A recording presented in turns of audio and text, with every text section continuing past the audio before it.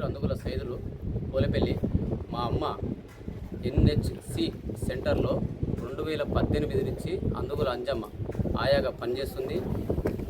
2018 నుంచి 2026 వరకు ప్రజెంట్ల వరకు రన్నింగ్లో కంటిన్యూషన్లో ఉంది. ఆమె డ్యూటీ ఆమె నిర్వర్తిస్తుంది.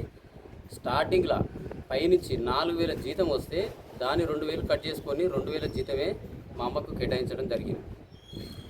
తర్వాత ఆమె డ్యూటీ చేస్తుంటే వచ్చిన పైసలు మొత్తం ఆమెకు తెలియకుండా వేరే వాళ్ళకి జీతాలు అడిగినప్పుడల్లా తర్వాత రాలేదు, వచ్చిన జీతాలు గిట్ట రిటర్న్ పంపించని చెప్పేసి ఒకసారి జీతాలు అడిగితే అట్లా చెప్పడం జరిగింది.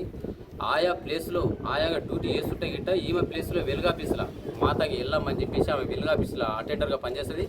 ఆ అటెండర్ పేరు మీద ఆమెకే తీర్మానం చేసి ఆమెను పేరు పెట్టామని చెప్పేసి ఏపీఎం గారు బిల్లులు పైనుంచి దాదాపు 1,76,000 రూపాయలు ఆమె పేరు మీద బిల్లు రావడం జరిగింది. నేను ఎల్లమ్మకి ఇచ్చినని చెప్పేసి ఏపీఎం గారు చెప్తారు. తర్వాత మళ్ళీ 56,000 నిన్న మన రీసెంట్గా ఇంకో 56,000 ఇచ్చినని చెప్పేసి ఇప్పుడే సార్ డిపిఎం గారికి ఏపీఎం గారు చెప్పడం జరిగింది.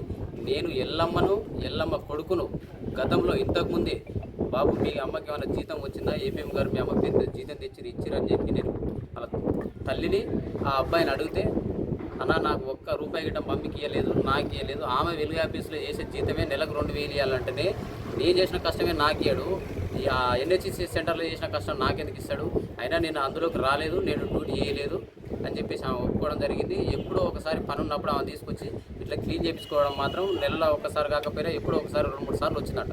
కానీ ఎన్హెచ్సి సెంటర్లో నేను డ్యూటీ చేయలేదు, నాకు ఆ జీతం నా పేరు మీద నాకు రాదు, నాకు ఇవ్వలేదని తేల్చి చెప్పడం జరిగింది.